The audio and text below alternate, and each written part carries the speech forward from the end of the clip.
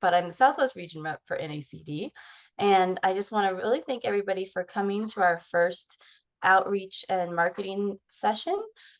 We've partnered with KR Creative Strategies to bring you a five session series all about outreach and marketing in your conservation districts and your state associations. And with us today, we have Laura Meyer and Kara Rowe from KR's Creative Strategies. They're going to share with us some tips of our first session that I'm really excited about. Like I said, we will be recording this session. So if you aren't able to view the whole thing, or if you know somebody that would benefit from this session, it will be on the NACD website, and I will also send it to everybody's email who registered. But before I hand it off to Laura and Kara, I wanted to hand it over to Tina Thompson really fast. She's our Southwest chair for the region. So go ahead, Tina. Thank you, Rachel. So I'll start off introducing myself. I'm, as Rachel said, Tina Thompson. I'm the Southwest NACD, the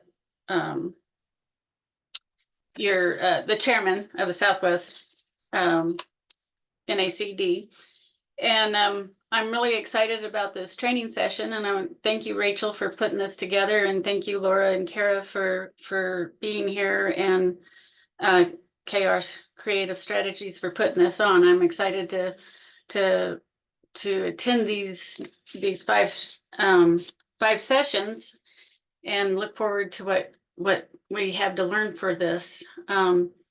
I've actually had other people from other regions interested in attending too, or at least watching the recording. So I think this is a great thing, and thank you again, Rachel, for putting this together. I think this is a great opportunity for us all. Thank you, Tina. And that reminded me, I just wanted to let everybody know that these sessions came about as a result of the survey that you all filled out, or at least most of you filled out, that I shared through my newsletter and various avenues last year about how NACD could add value to our region and what you as conservation districts and state associations needed as far as services. So that's why this was created and thought of, and hopefully it will give some value to you. I'm sure it will, because Kara and Laura are both experts and amazing at what they do. So I will pass it over to Laura and Kara. There will be time for questions at the end of the session, so feel free to pop off mute or put that in the chat, whatever works for you. But just hold those till the end of the presentation. So with that, I'll pass it over to you guys. Thank you. Thank you, Rachel, and thanks, Tina. And also just thank you to NACD and all of you NACD members for having us today. Kara and I are very passionate about conservation districts and the important role you play for your communities. So it's very personally rewarding to get to be here with you today. So I'm presenting alongside Kara Rowe. Kara Rowe is the founder and CEO of KR Creative Strategies.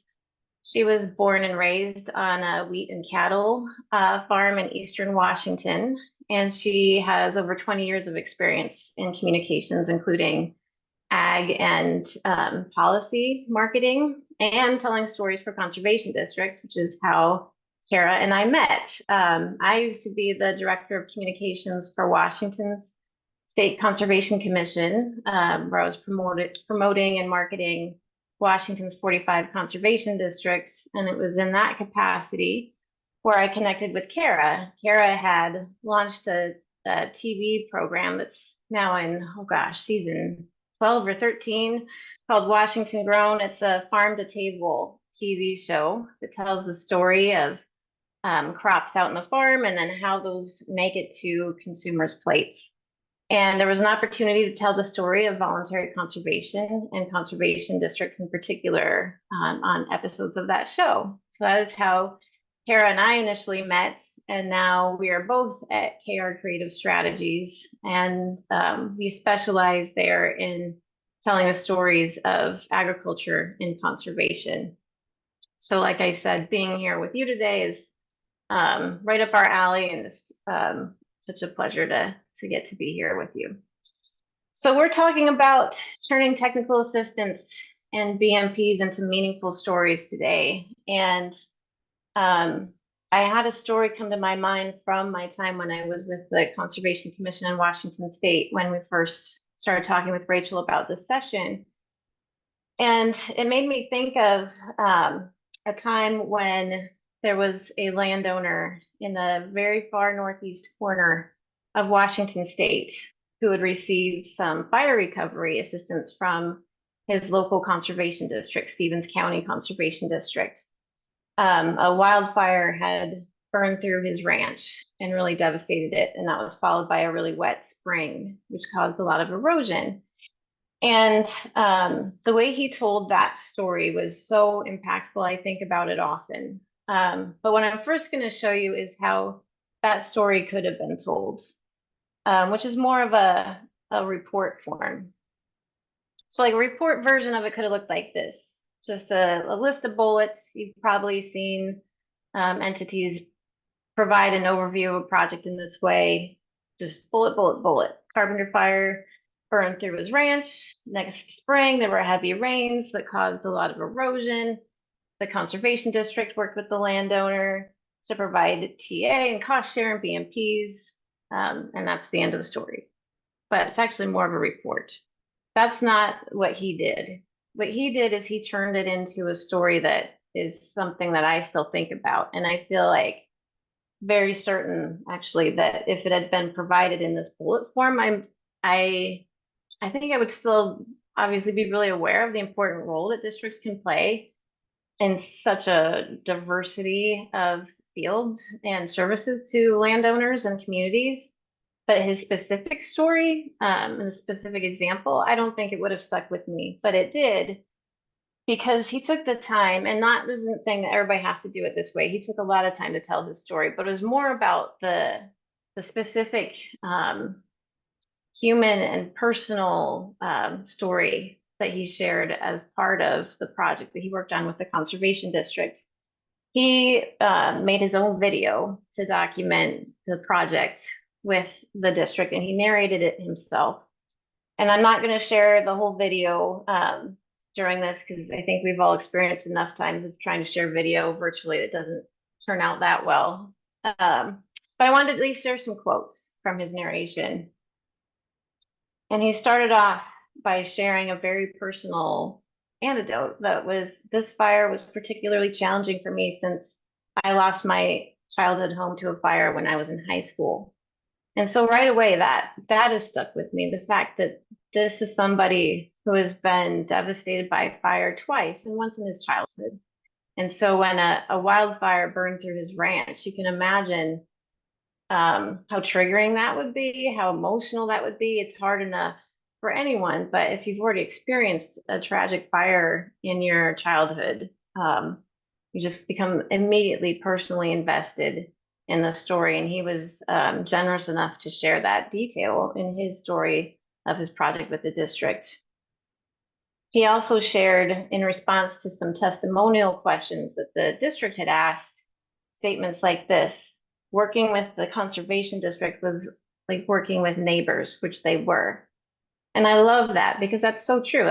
That's what districts are. It is neighbor to neighbor assistance. It is not an outside entity coming in. This is neighbor to neighbor work that makes people in these really vulnerable situations, whether it's wildfire recovery or a conservation project to do with their livelihood and operation. Those are very personal situations.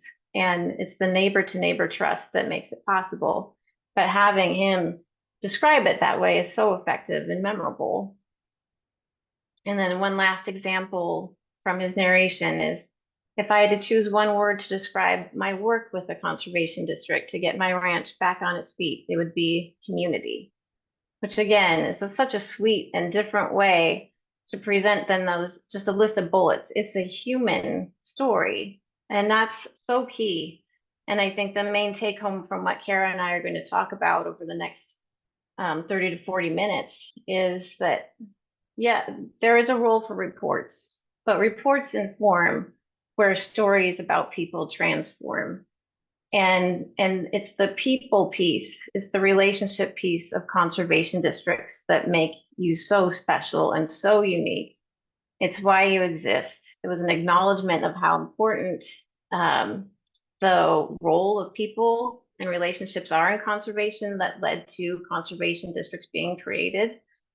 And so there are so many personal and relatable stories that can elicit emotions from the work that you've done. I'm sure that a lot of you can think of them in your heads right now, of times where you have worked with or heard from cooperators after they partnered with your conservation district on a project where it wasn't just relating a list of bullets, sequential bullets of what happened, but what it really meant to them as a person, to their family, to have been able to work with you and deliver results on their farm, on their property, or for their community. And so I want to spend some time, not a lot, but at least a little bit of time talking about some of the data to back that up. I know whether you're a scientist or a farmer, data is important. You want to make sure that the decisions you're making are fact-based. And storytelling is more of an investment of time. I'm not going to lie about that. It is much quicker to write a sequential bulleted report of what has occurred on a project. That is much faster. But I would really argue that the time it takes to turn a project into a memorable story is so worth it. The return on investment is worth it. And the ability to make change and change perspectives makes it worth it. And I hope today that Kara and I can share some tips and resources that while it is an additional investment, and a lot of conservation districts are already stretched for time, hopefully some of the tips and resources we share today make it easier for you to tell those stories really effectively. So let's first, let's talk about the power of story and where the truth is in the data of the power of story. So I just want to provide 3 examples of some studies that have been done about how powerful story can be. And this is my favorite, actually. We'll start with my favorite. So scientists did a study where they were looking at the brain waves as a storyteller told a story to a listener.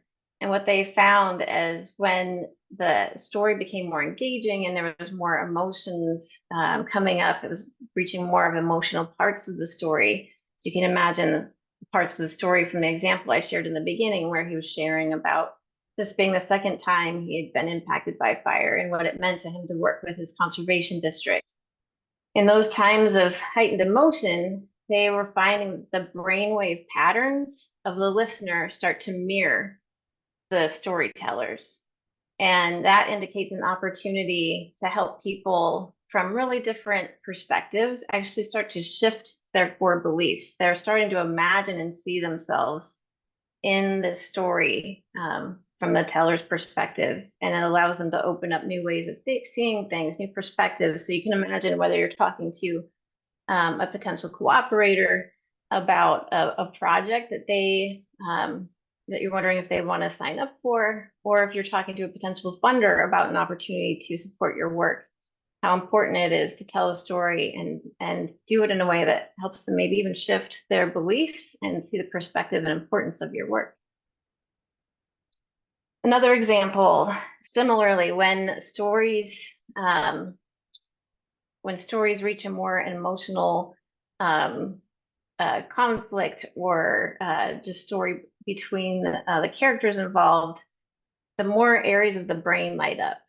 So if it's just a sequential list of bullets, it's pretty much just language. Language processing is going to be lighting up in your brain.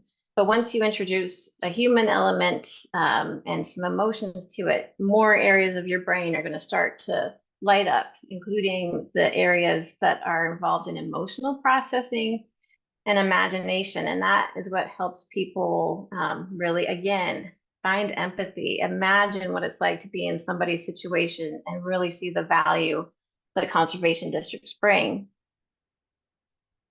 And finally, the third example, when people are listening to a story, they often have chemicals like cortisol and dopamine and oxytocin firing off in their brain. And when that is released, that is what is crucial for formulating memories, for keeping our attention, deepening relationships, and again, with empathy.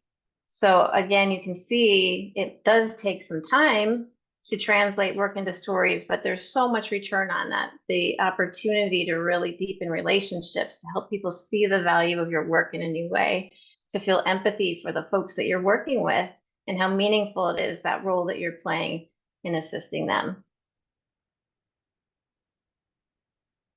So Laura and I are here truly to give you all permission to brag about yourselves. And I know that as we've worked with multiple conservation district folks over the years, we know that that kind of goes against your nature, right? The nature of farmers and the nature of conservation districts is to be humble, right? And that is so endearing and that's wonderful. But when you're sharing your stories, it's okay to basically brag. Now we do have some rules that we like to share with folks when it comes to that.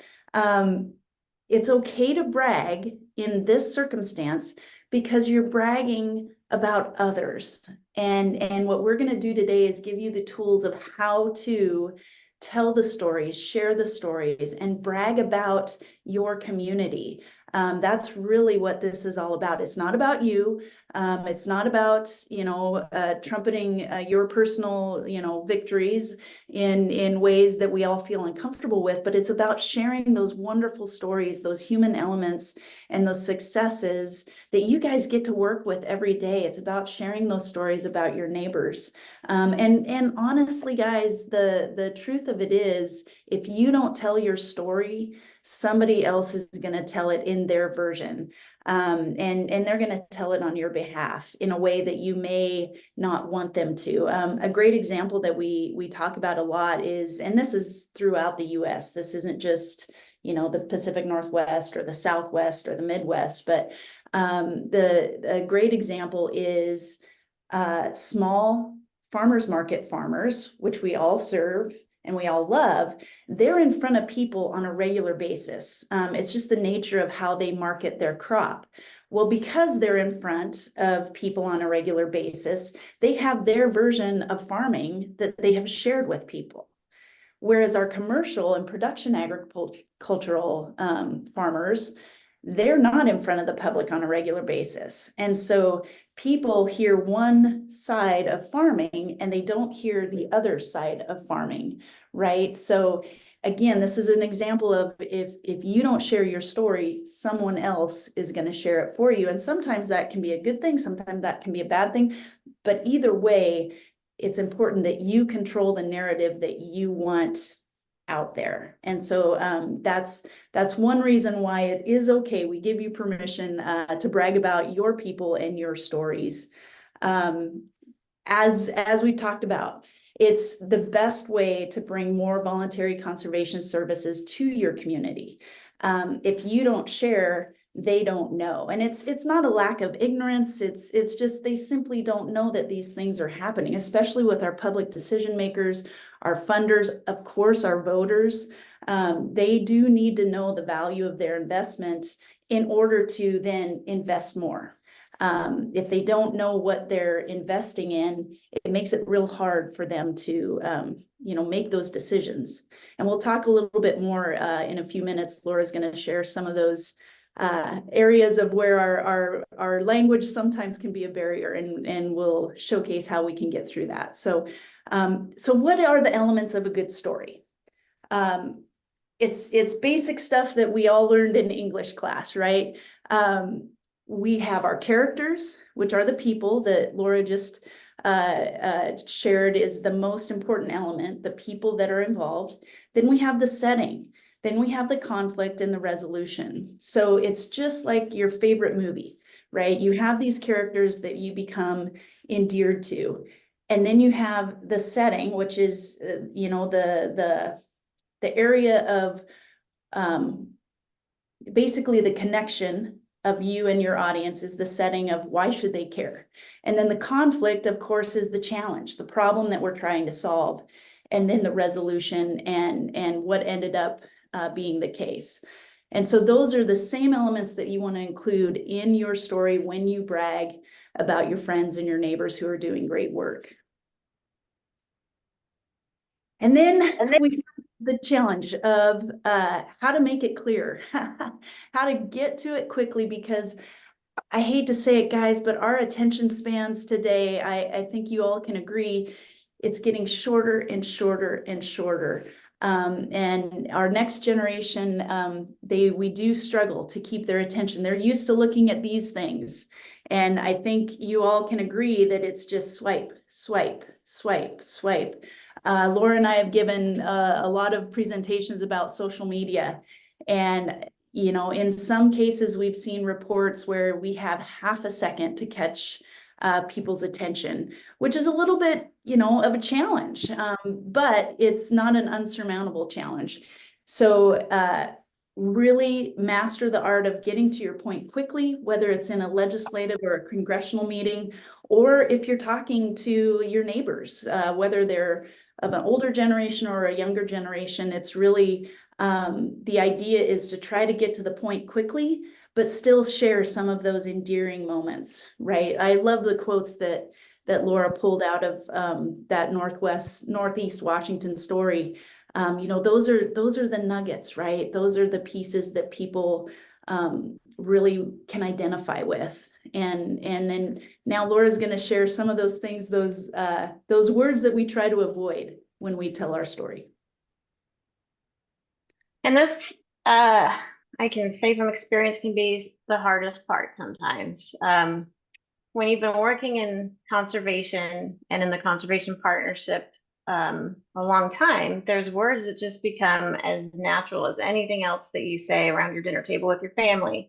Words like cost share, technical assistance, BMP, even spelling out best management practice, local work group, buffer, no-till. There's all this terminology that we use and assume that there's a shared understanding of, or just forget that there isn't. And that's totally understandable because we're around people a lot of the time who speak the same language. But especially as conservation districts are reaching new and first-time landowners and land managers, as they are expanding services into areas they traditionally maybe haven't worked with, like urban and suburban areas, you're going to find some folks where this language is enough to make them feel like maybe they're in the wrong place. If they don't speak this language, maybe they don't feel as comfortable in that type of setting. They don't want to constantly be asking, well, wait, what is that? What is that? And especially as adults, as adult learners, we don't like being placed in situations where we have to ask that many questions. A lot of us want to feel like we belong, and this type of language can really get in the way of that. And so at the end of this session, we'll be sharing a resource with you that it's kind of a worksheet. We'll go over it at the end, but it includes some steps to help you identify and think ahead of when you're telling your story. What type of words am I going to be likely to use in this that someone outside of our conservation world may not know about? And how do I explain those terms in a way that is relatable to anyone? And just can't recommend that enough, because even if you are you've got the elements of your story really nicely defined. You've got a great hook. You're getting to the substance of your story really quickly. If then that's followed by a lot of language that the audience can't relate to, you're going to lose them. You're going to lose all those opportunities for them to relate to your work, to remember the story, to start to develop empathy and an understanding of the relationships you share with your cooperators. So, so important, and I can't stress this enough, even the most basic terms like cost share, technical assistance, best management practice. A lot of folks don't know what those are. And I can say, when I first started my job at the Conservation Commission, I think that would have been, 14 years ago. There were a lot of words that I did not feel that comfortable I didn't know what they were. And it was enough to make me feel like that imposter syndrome start to creep up. And I ended up being somebody who is really devoted to telling the story of conservation districts, but it started from a place of wondering if this is really where I belong, simply because I didn't know the language. So super helpful to break that down, and invite people into your stories by using accessible language. Yeah, same with me. As a farm kid growing up on the farm, I thought I knew so much about this world of agriculture. And then I got into, preaching the gospel professionally, and I realized how much I simply didn't know. And a lot of it was tied to the jargon, right? It took a long time for even those of us who do this on a professional basis to understand exactly what folks are talking about. And there's no way around it, but it's even a simple term like buffer. Gosh, I've even met farmers who it's like, what exactly do they mean? Because it can mean so many different things to so many different people. So yeah, though choosing the correct language, depending on the audience that you're talking to, is critical. Another critical part is choosing that effective speaker, whether you're talking to congressional delegates, whether you're talking to your local county commissioners, whether you're talking to a group of young people and trying to get them excited about environmental practices. It really is important, again, to just take a step back and think about, okay, who on my team is the best suited for this audience? And it can be different people at different times. And the other thing I want to just really drive home today is that everybody on your team has a strength when it comes to speaking with certain groups, whether it's the shyest person on your team or the most, the most loud and passionate person on your team. Everybody has a certain skill when it comes to speaking in front of certain people. For example, we all know the shy people on our team. And maybe they don't feel super confident in front of large groups. And so setting them in front of a large group to speak may not be the best choice. But their story and the way that they tell stories can be so endearing, can be such an effective tool.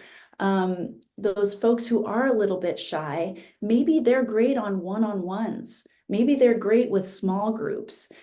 Maybe they're really gifted at, making those connections in certain circumstances. Then also we've got the people who, we all know them, you love them to death, but sometimes you just cringe a little bit when they step in front of a certain audience and you're just like, oh gosh, I hope they're sticking to our talking points. Those people have strengths too, but it's channeling those strengths into being cheerleaders for, again, the community, their neighbors, and the overall vision, right? It's channeling that passion into the right messaging and channeling that into being a cheerleader for their neighbor who has a great story to tell. It's taking that passion, taking that drive that they have, and then setting them up for success with the right story. What is the best way to set them up for success? These are some of the questions that we often ask. Are they comfortable speaking on camera? One thing that Laura and I run into often is we all know people as well who are just great. They're great at telling the story. They're great at the bullet points. They're great at bringing out some of that emotion. But sometimes what they can do too is become robotic. They can, because they're so good at storytelling, sometimes they lose a little bit of that empathy. And so again, it's making sure they're in the right spot for the right audience. Are they comfortable speaking? Are they comfortable speaking in front of big groups? Are they better at the one-on-ones?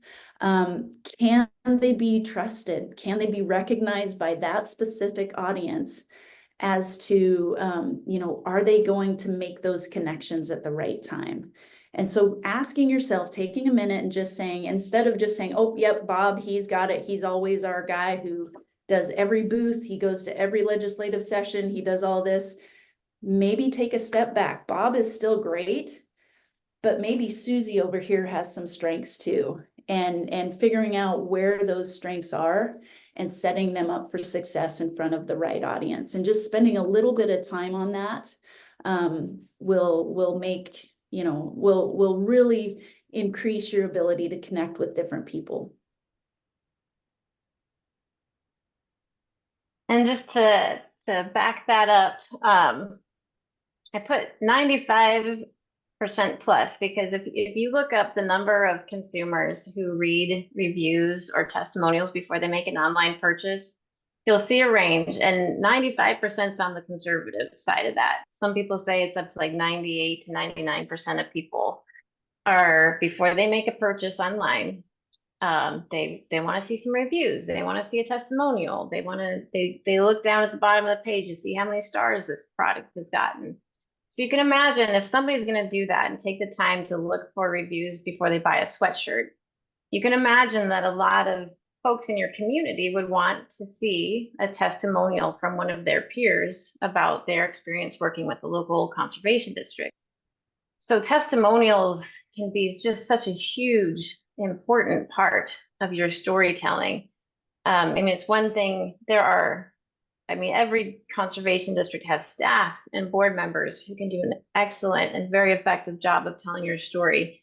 And when that's coupled with testimonials from the folks that you've served and worked with, then you've got a real power play when you're going to be going for support from your legislators, or even just trying to boost voluntary engagement in your communities with your programs. So there's some questions. And again, this will be included in a worksheet and a resource that we'll share with you after today's session. And there's more than this on that sheet.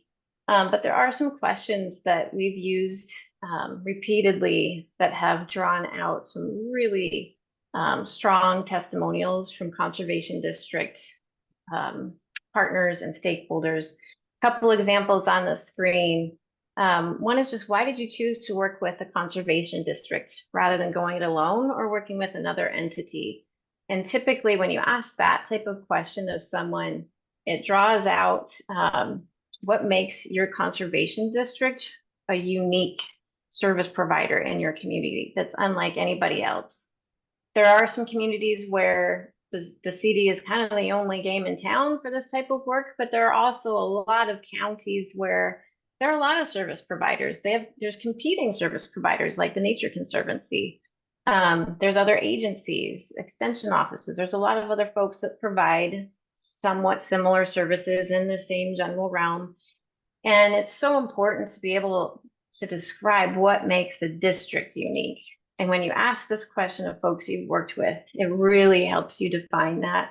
And it ends up giving you some language to use in talking points. When somebody asks about your conservation district, you can really say, describe who you are using the language of your community who have answered this question about why you're unique, why people choose to work with you in your community rather than other entities or rather than doing it by themselves.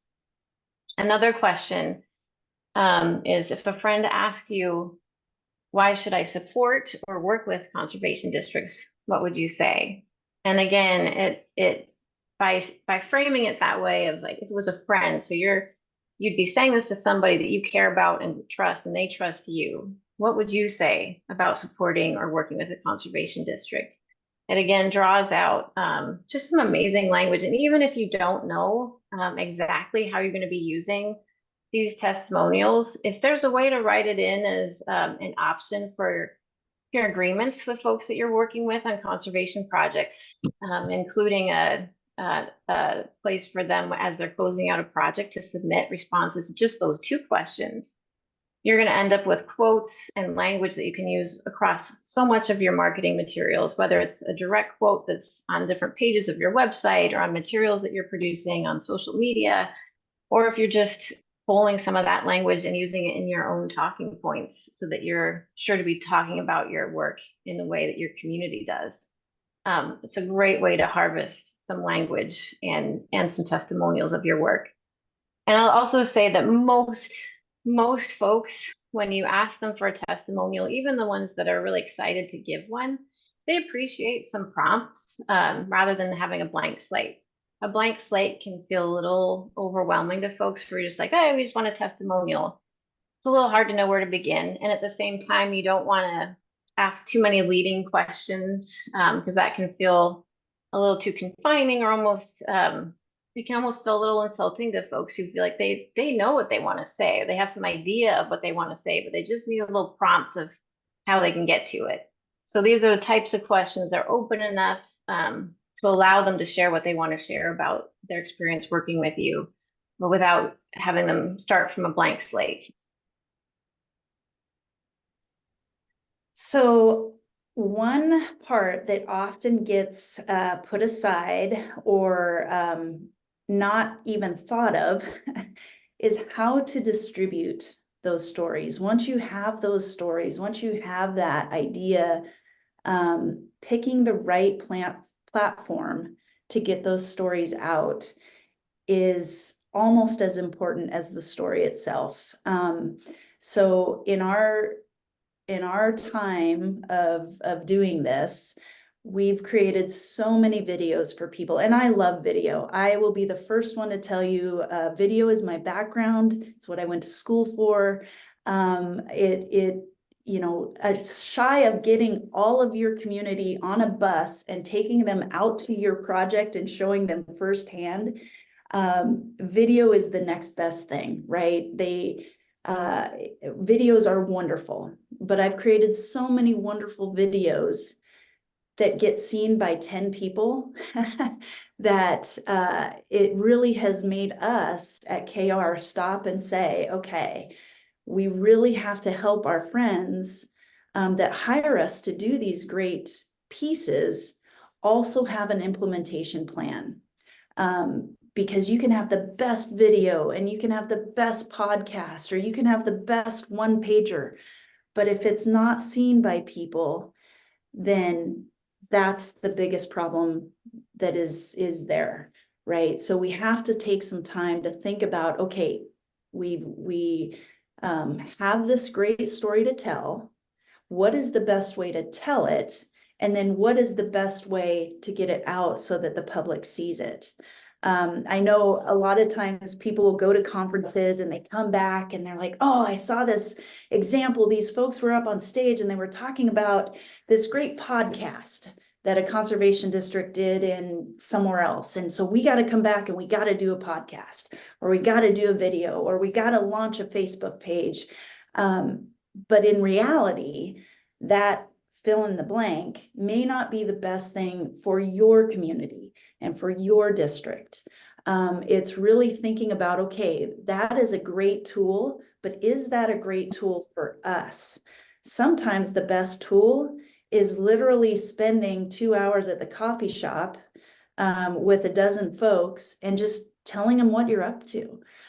Sometimes the best tool is going to a conference and talking about the story and getting that out to people. Sometimes the best tool, especially if budgets are constrained, is simply making it a point every legislative session to go to your capital, to walk the halls for 1 or 2 days and share your story that way with decision makers. So again, it's just as important to take the time to think about how you're going to get the story out as it is to create the tool. And so Laura and I felt it was really important to share that here because again, we can come up with some amazing creative tools, but if we don't have an implementation plan to get the tools seen, then it really isn't worthwhile to create the tool in the first place. And I think one guide that conservation districts can use to helping them pick that platform is to really look at your annual and long range plans and combine that with what you know about your community. I think, again, like the power of conservation districts is that you are locally led, you live and work there. And so you're going to have, I'm going to show a couple of slides about some just general US data about different platforms folks are using. Somewhat helpful, but what's really helpful is those of you who are in your communities, you know the platforms, you know where people are going, you know where they gather on Monday morning to get coffee, you know whether broadband is an issue or not, you know what radio stations folks are listening to when they're in the combine, like you know these things. So your combination of that local knowledge and then pairing that with your strategic plans. So if your goal is to sign up a lot of folks for cover crops, maybe going on the radio is a great idea and trying to have a radio ad that's airing while people are in their combine, like the folks that would actually be signing up for cover crops. But maybe a video isn't. And so it's really thinking about, okay, who is the audience? If we look at our plan, if this is our goal, who are the people that we really need to sign up for this program that's in our plan? And where do they go? Where do we know that they go in our community to get their information? And sometimes there is an example of something you've seen in another district or in another organization that's like, oh wow, I remember seeing that. That they had a similar goal, similar audience, very similar community to ours, so that aligns. But not just seeing a cool product, always being able to tie it to how it becomes a tool for you to achieve the objectives and goals of your conservation district's annual or long-range plan. So here's some of that data, and it's just more to give you a sense, 30,000 foot level of where US adults are going for their platforms to find. This is specific to news consumption, but it gives you a sense of where folks are going to find information, where you could put ads, where you could have an advertisement on a radio or not. And you can see, I think the main thing to draw attention to is how, when you get down to print, and again, this is different for every community. We are working with conservation districts right now where print is absolutely the way to go. They do a print newsletter for a reason. They do postcards for a reason. There really is not a great, internet's very bad there. A lot of folks don't even bother with email.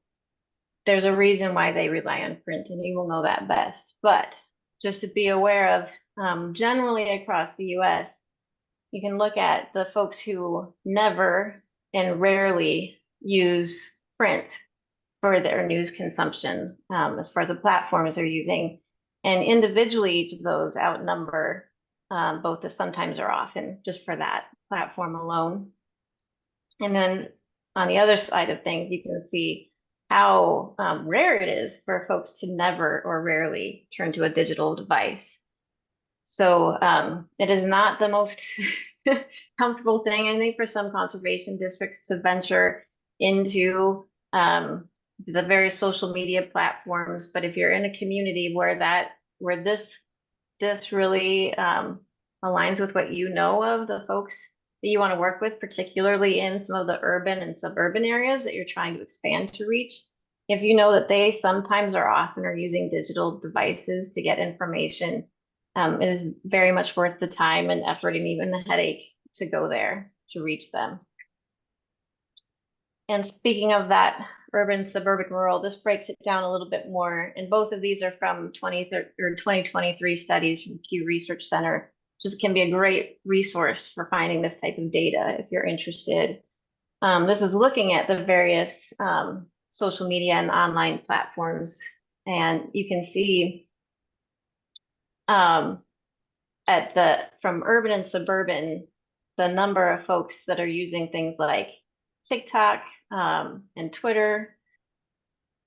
It's like a little bit higher on the urban and suburban side, but still, like if you know that you're serving both rural and suburban and urban areas, your investment may be best, again, based on your community, in things like YouTube and Facebook, because those are the ones that are hitting all across all of those different areas at a pretty high level. Probably worth thinking about the age range of folks you're wanting to reach too. If you were to break down things like TikTok, for example, more by the age of folks and not just by urban, rural, and suburban, you'd probably see that usage would go way up for folks in your community that are using things like TikTok. And if that's who you need to reach to achieve the goals of your plan, then that would be what we'd recommend. But there's data out there, you have local knowledge, and it's just a great thing to put to use. So another thing to put to good use is your relationships. The resources that are best for you to use are sometimes just relationships that you already have. Laura talked earlier about testimonials, and we all know it's still tried and true. The best advertising is word of mouth, right? That is still the best way to share stories is relying on your network of people. But in addition to that, it's leveraging some of those relationships and some of those projects that you might have from a kind of from an ancillary side of it. So for example, in Washington, we have a lot of great agencies doing a lot of great things. And sometimes if they need to get a message to a certain group of people, for example, our Conservation Commission, they're in meetings every day with Department of Ag and Department of Ecology and all of these different folks. And there are communication tools that every agency uses. Well, it's, hey, how can we help leverage those tools that everybody is already using, but can we get our messages out through others and through them? Another example in Washington State is we have a program called Washington Grown. And it's Laura, that's how Laura and I met, Laura was trying to leverage a program that was already in place, already helping communicate messages that were in alignment with the Conservation Commission's values. How could she leverage that platform to get those messages out? Same thing can be said with local newsletters. Is the Farm Bureau active? Utilizing the Farm Bureau's communications tools? Are there other ways that you can leverage other groups' tools so that you aren't always having to create a new tool and a new platform and spend those resources there? It's finding those places where maybe you already have alignment and leveraging that relationship and utilizing that tool that's already in place. Laura, are there some other examples I'm missing, but those are kind of the top ones to showcase?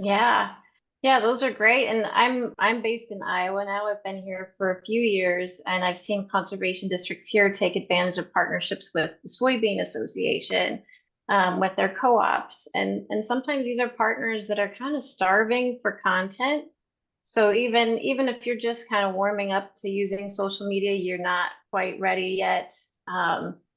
There's a lot of partners that have great following on their social media, and you can feed them content, and 9 times out of 10, the type of folks that you're partnering with are going to be hungry for it. They'll welcome building your content into their schedule for social media, especially if you give them some advance notice and just serve it up to them. Here's suggested post content.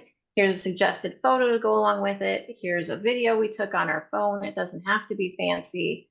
But there's a lot of partners out there that it's kind of a pain. It's an extra thing that they have to do too, to try to maintain these different communication platforms that they run. So you can serve them up content, and a lot of times they'll welcome it.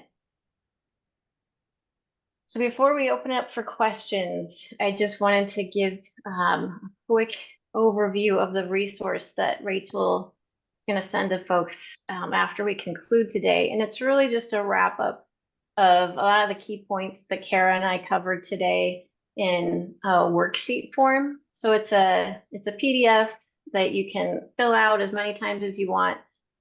It's got fields first for you to identify the story elements. So if you've got a conservation project that you've completed with the landowner, for example, and you're wanting to turn that from a bulleted report into more of a story format, this just has some prompts to help you. Okay, what kind of hook, what opening line can you deliver that's going to get right to the substance, and preferably also engage audience's emotions right away or early on. Identify who the main character is, what makes them relatable, where it takes place, the setting, finding out what was at risk if this issue wasn't solved, and then the resolution. And then it also includes some suggested testimonial questions that you can pull from to support your story. And then on the back is a worksheet to help you identify and weed out the jargon from your story. So really taking a minute to think, okay, this was a no-till project. Who's going to know what no-till is? How do I break that down? So just thinking about the different terms that you might use, and even just like typing it out as you would say it, and then just I go through and highlight the terms like, well, somebody might not know technical assistance. Oh, I don't know, maybe we should spend a second on cost share. So go back through, identify those words, and then you'll write them in this far left column. And we provided an example of what it'd be like to break down the term cover crops in this first row. But then you just work through from left to right. Okay, what is the bare bones? What is that?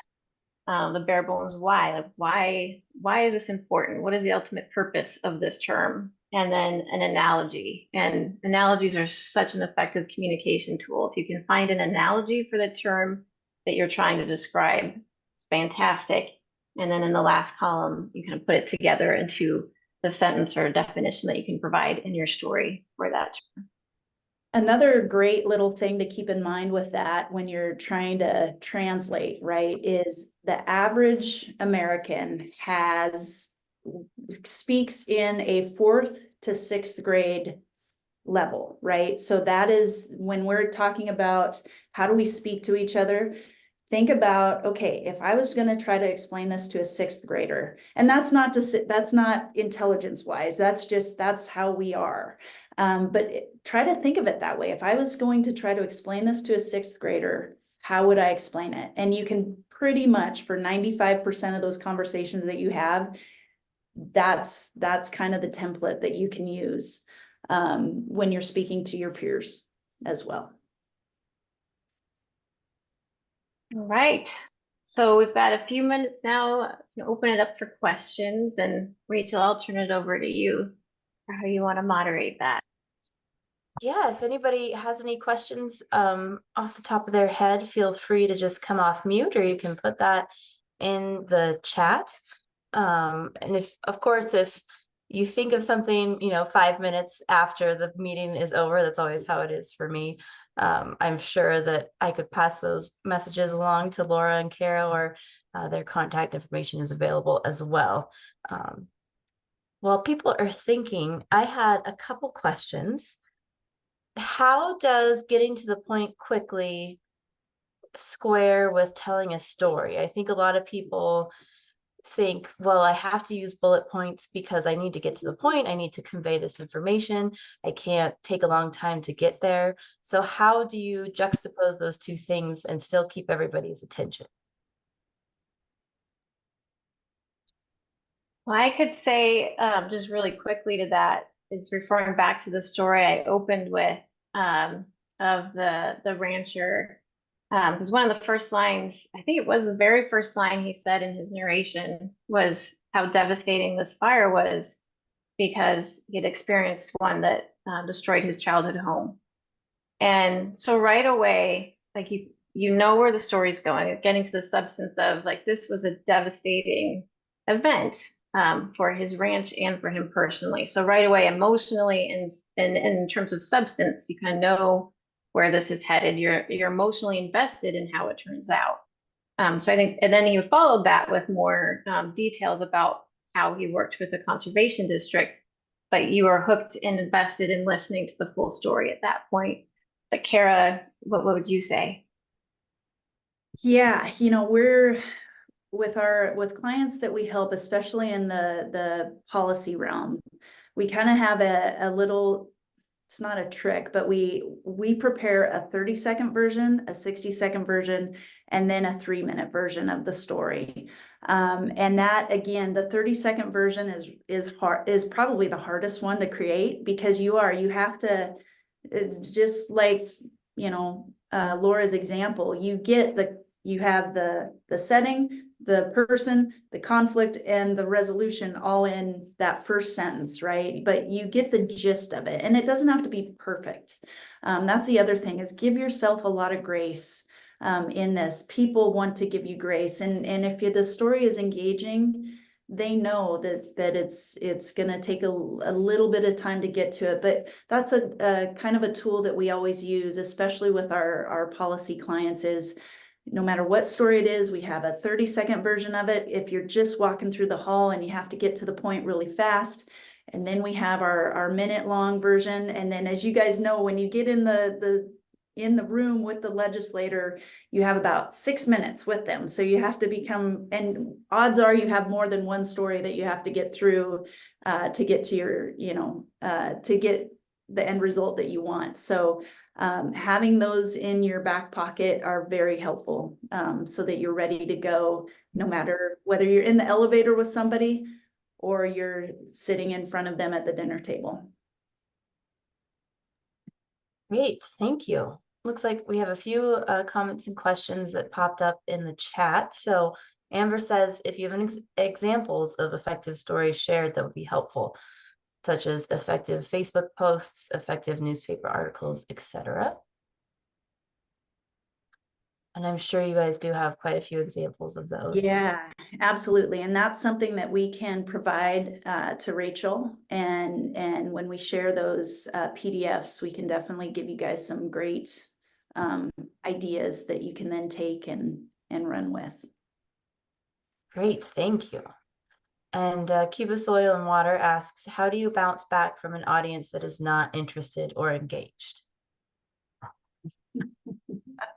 That's a great question. Yeah, and it makes me think of a legislative meeting where the conservation district folks, I was just kind of observing and going along with them to see how different messages were received. And the board members had launched into their story about their need. And probably a minute into it, were interrupted by the legislator who said, I don't see how any of this relates to me.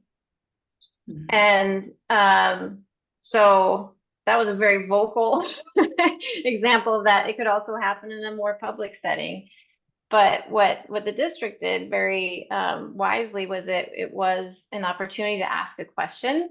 So they stopped and asked what some of his priorities were, and then quickly work, because conservation is pretty magic in that you all know, like, the multiple benefits of all of your work. There's public health, there's education, there's so many ways that you can tie, there's economy, like there's so many ways that you can tie your work to almost any priority that somebody lists. So that would be my recommendation, is to, if you see that happening, just observing it, even if it is a larger group, you can stop and ask a question of trying to find out what their priorities are, what they're most interested in. Kara, what would you say? That's exactly what I was going to say, Laura, asking questions, because what do people most love to talk about? Themselves, right? So if you see that happening, asking a question is a trick to get them thinking about their favorite subject, which is themselves, and then being in the room and listening to what they say and go, okay, here's where we can connect the dots. And sometimes it's doing a little extra legwork before you even walk into that room with whatever audience, of going, okay, this is let's say it's an urban legislator, inner city, who knows nothing about conservation practices. Think about that before you walk in that room. Do a little prep on that person and see where you can make those connections, even before you walk in the room. So that helps avoid some of those topics as well, and some of those challenges in the moment. Great, thank you. A couple more questions. I know we're at our hour, but I do want to get through those if that's okay with you too. Fayana asks, we have some larger brush mitigation projects that landowners may not be comfortable telling their story because they feel like they're bragging. How do we work with them to understand the importance of getting the word out? And also, if there are multiple partners on these projects, how do you include them all in the story? Those are great questions. Yeah, I mean, I think that for folks who've had a really positive experience with you and see the value in what you've provided. I think one way to talk about it really is that by sharing the story, this is an opportunity for you to provide that service to more of their neighbors and to their fellow community members. And people care about that. They generally care about the well-being of their neighbors in their community and may be willing to do something that they're not as initially comfortable with. You can also talk to them, ask them about different formats or ways that they'd be comfortable sharing that story. There may be some folks that they don't want to be recorded on a phone to be posted on social media, and that's fine. But they would be willing, if you were to send them a couple questions, testimonial questions in an email or just over the phone, they might be willing to respond to those. And you don't always have to say their specific name. You can refer to them if they are really not comfortable. And we've done this with other conservation districts of, saying that this is a X, Y, or Z program participant from this year, but they don't have to say that it's their name. What do you think, Kara? Completely agree. The other great thing, like we kind of discussed during our bragging topic, is if they're not comfortable bragging about themselves, then brag about the team. If they're comfortable, bragging on you guys as the team that served them, sometimes that's a little bit easier for them. Is just like our example right off the top. He was so excited to share. Yes, out of his tragedy, the conservation district was there to serve him, and they were this great community that really helped him through this. And so while they might be shy sharing their story and their part of this, they may be open to sharing about, the process and the team that helped them. Sometimes that's a little easier way for them to kind of come out of their shell and explain. Keeping the spotlight on other people sometimes helps break through that challenge. And it's a great second part of your question about the partnerships. And that's a hard one because in my experience, conservation districts are very gracious partners. And I have seen cases where, if they have 3 minutes to tell a story, 1.5 to 2 minutes of it is spent acknowledging the partners. And it's a very, very kind, gracious gesture.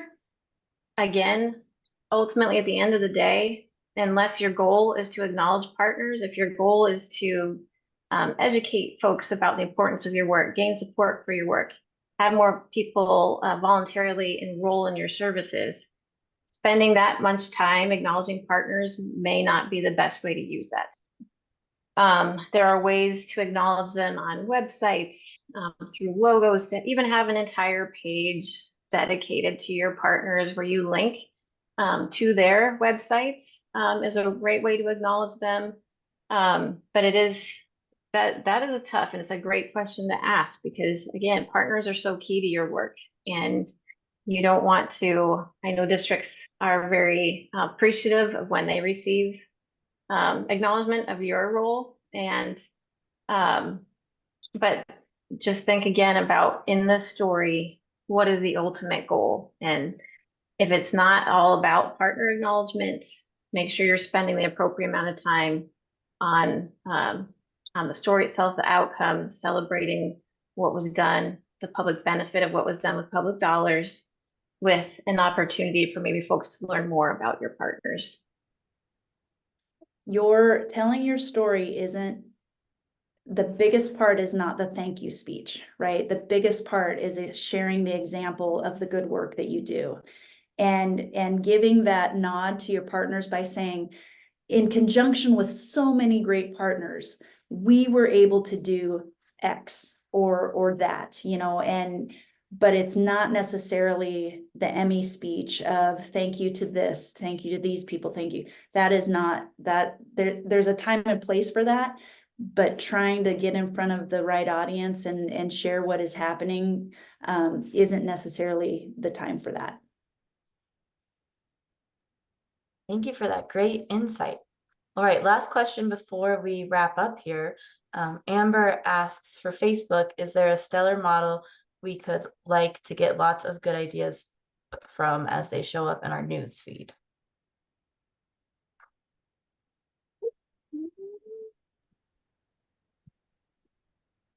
Yes, I think probably the best way for us to give you guys some examples is again to follow up with Rachel and share some links to some pages that are really, in our view, kind of knocking it out of the park. And that's another thing when we talk about Facebook and social media platforms, quality over quantity, I think, and I think Laura would agree with me on that. What you're putting out, there's different styles of posts, right? There's posts that let people know when a meeting is happening or when an event is happening. There's posts about stories, and there's posts about specific items and different things. So I think one of the tricks to having a great Facebook feed is that it's a mix of a lot of different things, but it's not always quantity driven. It's sharing that fun mix of, I think Laura's shared some posts before of just your team having fun out in the field. Sometimes those are wonderful examples, because again, the human element, the people side, is what makes conservation districts unique and unlike any other agency that is out there. And in fact, I would say you guys aren't agencies. You guys are the human element that gets conservation on the ground through these relationships and through your people. So again, we're happy to share some examples, but keeping it a mixed bag of, yes, there's times where it's like a bulletin board, right? You've got events that you have to let people know about. You've got, people that you have to let people know about. And you've got stories that are fun to share as well. So keeping it a mixed bag is definitely a trick to keeping your Facebook feed somewhat vibrant amongst all the other stuff. Laura, is there anything else you would add there? No, I think that's great. And we do have a session as part of this 5-part series that will be devoted to social media. So we'll share a lot more then. And then in the meantime, we'll send some example links to Rachel to share with all of you. Thank you both. And I think that's a great segue into reminding everybody that this is the first series or first session of a 5-part series.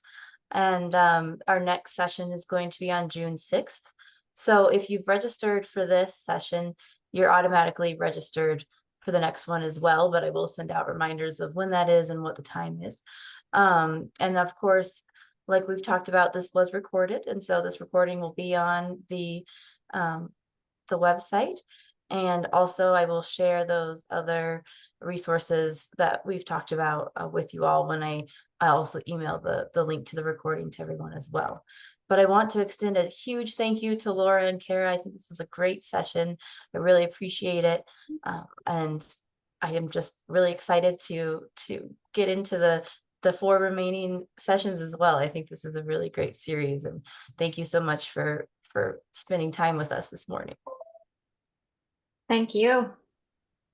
All right, well, thank you everybody and have a great day.